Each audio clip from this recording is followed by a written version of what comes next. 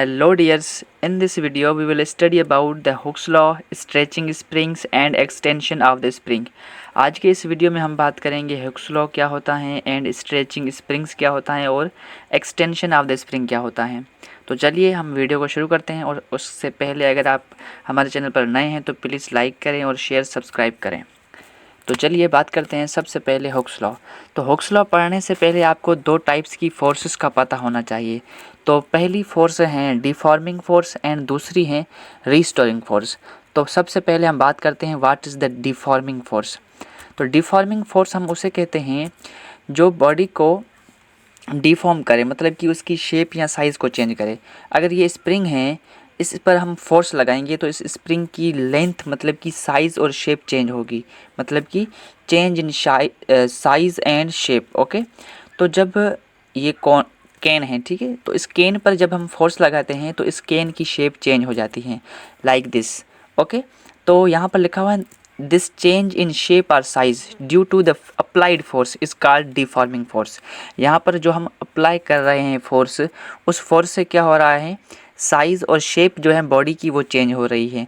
तो ऐसी फोर्सेस को हम कहते हैं डिफॉर्मिंग फोर्सेस।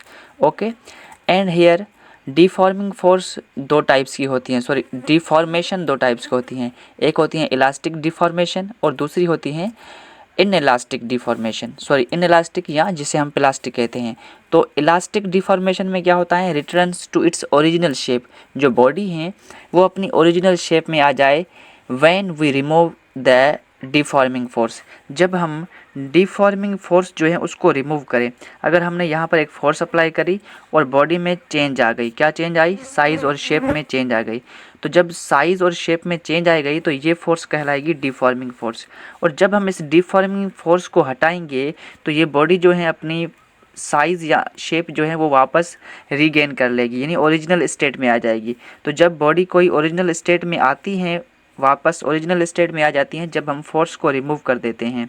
तो ऐसी कंडीशन में क्या होता है, इलास्टिक डिफॉर्मेशन होता है, यानी वो जो डिफॉर्म हुई है बॉडी वो चंद सेकंड्स के लिए हुई है, जब फोर्स को हम छोड़ देंगे तो वो सेम पोजीशन में आ जाएगी। ऐसी डिफॉर्मेशन को हम कहते हैं इलास्टिक डिफॉर्मेशन। अब क्या होता है कि यहाँ पर अगर हम फोर्स को भले ही मतलब कि रिमूव कर दें, लेकिन ये बॉडी जो है इस जैसा कौन नहीं बन सकती वापस से। तो ऐसी जो डिफॉर्मेशन होती है उसे हम कहते हैं प्लास्टिक डिफॉर्मेशन। क्या कहते हैं, प्लास्टिक डिफॉर्मेशन या इनइलास्टिक डिफॉर्मेशन कहते हैं। ठीक है, तो इसमें क्या होता है, does not returns the original shape और size when the removing deforming force. Okay, जब हम डिफॉर्मिंग फोर्स को रिमूव करते हैं तो वो अपनी ओरिजिनल स्टेट में या ओरिजिनल शेप और साइज़ जो है उसमें नहीं आ सकती। तो ऐसी कंडीशन में जो डिफॉर्मेशन होती है उसे हम प्लास्टिक या इनइलास्टिक कहते हैं। ठीक है, जब बॉडी जो है ओरिजिनल शेप में आ जाए तो उसे हम कहते हैं इलास्टिक डिफॉर्मेशन। आई होप आपको ये समझ में आ गई कि डिफॉर्मिंग फोर्स क्या होती हैं, जो बॉडी की साइज़ और शेप को चेंज कर दे। अब रिस्टोरिंग फोर्स क्या होती हैं, तो चलिए रिस्टोरिंग फोर्स बात करते हैं। रिस्टोरिंग फोर्स क्या होती है, देखिए जब हमने इस स्प्रिंग पे फोर्स अप्लाई की थी डिफॉर्मिंग, यानी कि इसकी साइज़ और शेप को हमने चेंज किया था। तो जब हमने डिफॉर्मिंग फोर्स को जब हमने रिमूव किया तो ये बॉडी जो है सेम कंडीशन में यानी ओरिजिनल स्टेट में आ गई। तो ऐसी कौन सी फोर्स थी जो इसको सेम कंडीशन में लाने में हेल्प कर रही थी, तो वो जो है वो फोर्स जो थी वो थी रिस्टोरिंग फोर्स, यानी a opposite force due to which the spring comes back in to its original shape. यानी वो फोर्स जो इस डिफॉर्मिंग फोर्स के अपोजिट में लग रही है, जो इस बॉडी का मतलब कि ओरिजिनल स्टेट में आने का काज है, मतलब कि रीज़न है, come back to its original state, जो इस बॉडी को ओरिजिनल स्टेट में लाने की कोशिश कर रही है, उस फोर्स को हम कहते हैं रिस्टोरिंग फोर्स। तो यहाँ पर रिस्टोरिंग फोर्स जो होती हैं वो सिर्फ इलास्टिक डिफॉर्मेशन में ही होती हैं, इन इलास्टिक या प्लास्टिक डिफॉर्मेशन में नहीं होती। देखिए आप यहाँ पर कि जब हमने इस कोन पे फोर्स अप्लाई की, जब हमने फोर्स को रिमूव किया तो ये बॉडी अपनी ओरिजिनल स्टेट में नहीं आ रही, तो यहाँ पर जो मतलब कि रिस्टोरिंग फोर्स है वो नहीं है। There is no restoring force doesn't come back, because ये जब हम इस डिफॉर्मिंग फोर्स को हम निगलेक्ट कर रहे हैं या रिमूव कर रहे हैं, तो ये जो बॉडी है ये अपने ओरिजिनल स्टेट में नहीं आ रही, क्योंकि यहाँ पर एक रिस्टोरिंग फोर्स नहीं है, इसलिए। ठीक है, after removing the deforming force it doesn't come back because there is no restoring force. I hope you will understand this. Okay, so in this next slide we will study about the Hooke's law. तो चलिए हम बात करते हैं Hooke's law. Hooke's law क्या कहता है? Hooke's law जो है वो सिर्फ इलास्टिक ऑब्जेक्ट्स पे ही एप्लीकेबल होता है। What is Hooke's law? Hooke's law सबसे पहले तो ये एप्लीकेबल है for the elastic objects.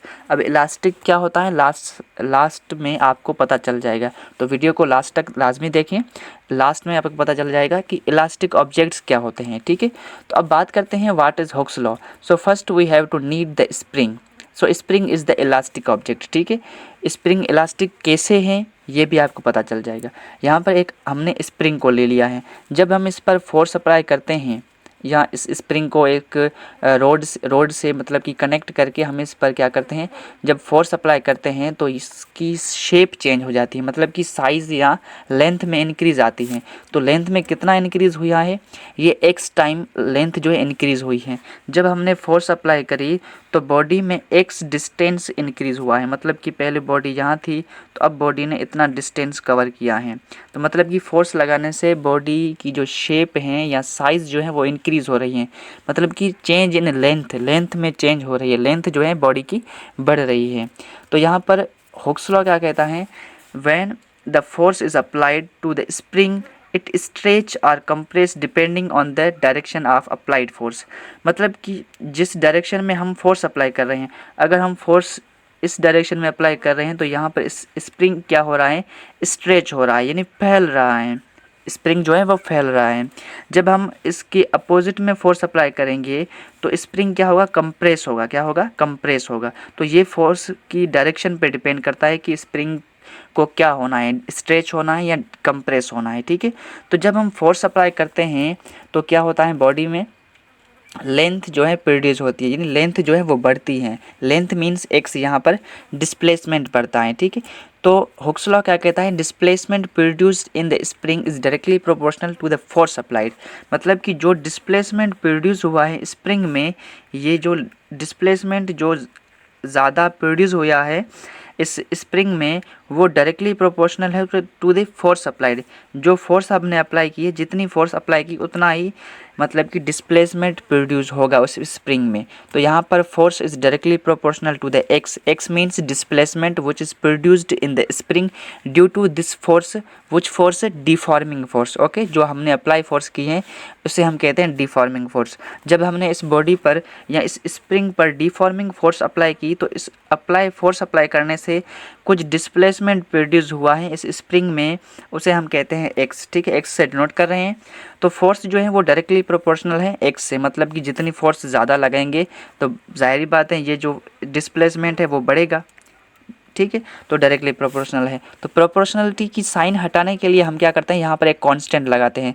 So here is constant के। सो के इज़ द कांस्टेंट विच के is the spring constant. Okay, यहाँ पर के जो है वो स्प्रिंग कांस्टेंट है। तो जब हमें कांस्टेंट की वैल्यू चाहिए तो हम कांस्टेंट के से मालूम करेंगे। तो कांस्टेंट हमें कैसे मालूम होगा, देखिए कि यहाँ पर एक्स जो है वो के से मल्टीप्लाई में है तो फोर्स से डिवाइड में आ जाएगा। तो यहाँ से हमें K equal to F upon X, यानी फोर्स कितनी लगाई थी ऑब्जेक्ट पे और डिस्टेंस कितना, मतलब कि डिस्प्लेसमेंट कितना उस स्प्रिंग में प्रोड्यूस हुआ है, इन दोनों को हम डिवाइड करेंगे तो हमें के मीन्स कांस्टेंट पता चल जाएगा, जिससे हमें पता चलेगा कि स्प्रिंग जो है वो कितना स्टफनेस है, मतलब कि कितना स्टफ़ है उस स्प्रिंग में, कितनी इलास्टिसिटी है। अब इलास्टिसिटी क्या होती है लास्ट स्लाइड में आपको पता चल जाएगा। So I hope are you understanding. Now in the next slide we will solve the numerical problem. Okay, so numerical says that a spring has constant means K, वो है 30 newton per metre, and what is load required to produce an extension 4 metre. मतलब कि एक spring है इस type का, ठीक है, एक टाइप का स्प्रिंग है, तो उस स्प्रिंग में हम कितना लोड मीन्स की वेट रखेंगे ताकि उसमें जो 4 मीटर का स्ट्रेच हो, यानी 4 मीटर जो है लेंथ उसकी बढ़े। तो यहाँ पर वेट मतलब कि हम डाउनवर्ड फोर्स की बात कर रहे हैं, मीन्स कि हमें फोर्स फाइंड करनी है और हमें के पता है। तो के पता है, फोर्स कैसे फाइंड होगी? Force is directly proportional to K X. So K is 30 newton multiply by 4 metre extension. Okay, तो जो लेंथ बढ़ती है उसे हम एक्सटेंशन कहते हैं। ठीक है, कितना एक्सटेंड हुई है।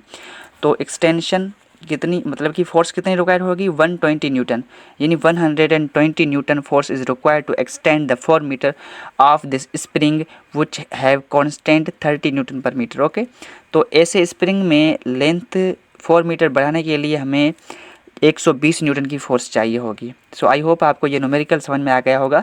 अब हम बात करते हैं स्ट्रेचिंग स्प्रिंग्स, मतलब कि स्प्रिंग में स्ट्रेचिंग का क्या कॉन्सेप्ट होता है। तो देखें, जब हम इस स्प्रिंग में लोड को ज़्यादा करते जाएंगे तो इस स्प्रिंग की, ये स्प्रिंग क्या होगा? स्ट्रेच होगा, यानी इसकी जो लेंथ है वो इंक्रीज़ होती जाएगी।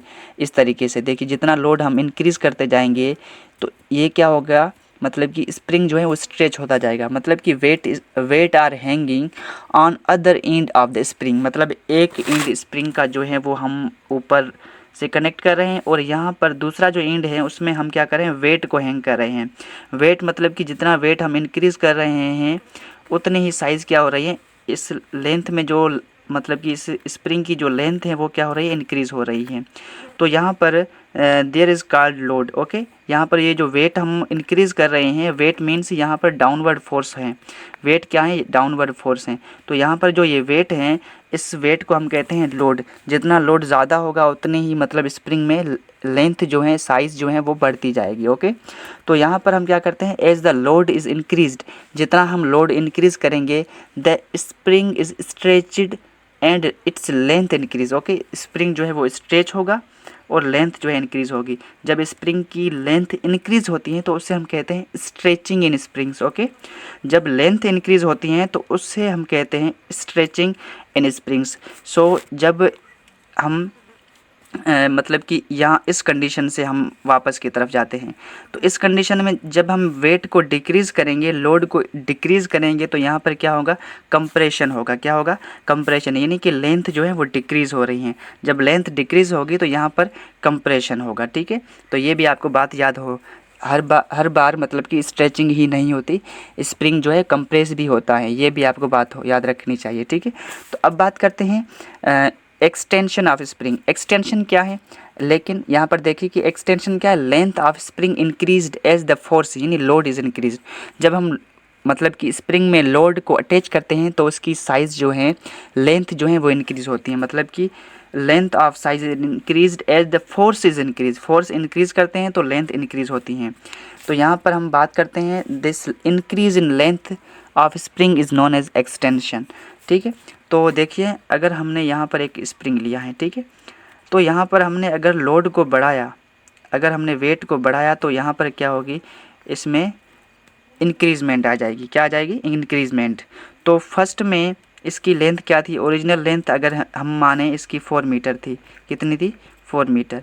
जब हमने वेट को इंक्रीज़ किया, वेट को इंक्रीज़ करने के बाद इसकी जो टोटल लेंथ बन गई, मान लेते हैं वो 6 मीटर बन गई।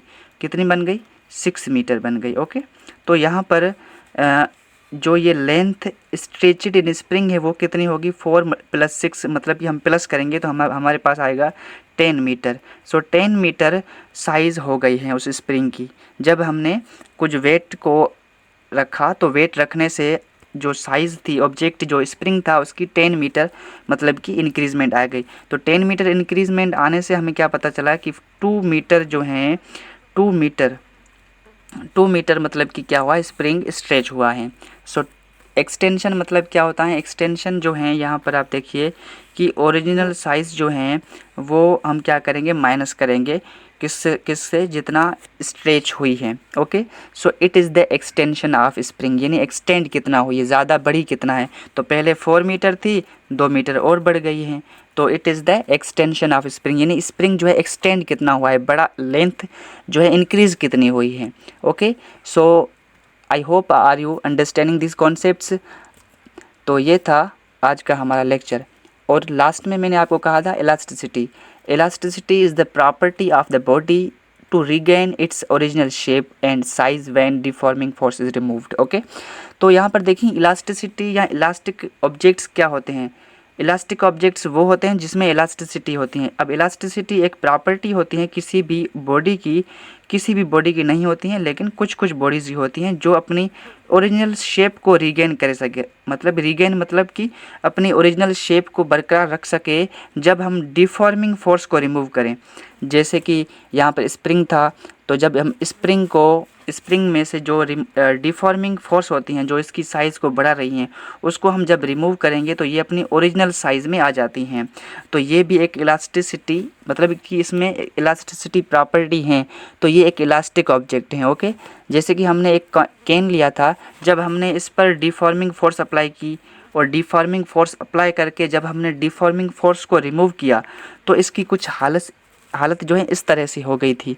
तो इस तरह से हालत को वो मेंटेन यानी रीगेन नहीं कर पाया, यानी इस तरीके जो हालत थी वो अपनी हालत को इस तरीके से नहीं बना पाया। तो मतलब कि इसमें इलास्टिसिटी नहीं है। It is the inelastic object, means plastic object. I hope are you understanding what I am saying to you. So आज का ये लेक्चर था। तो अगले लेक्चर में हम बात करेंगे fluid in pressure in fluids. Okay, तो अगर आप हमारे चैनल पर नए हैं तो प्लीज़ लाइक करें, शेयर करें और सब्सक्राइब करें, अपने दोस्तों के साथ शेयर करें। धन्यवाद, थैंक यू।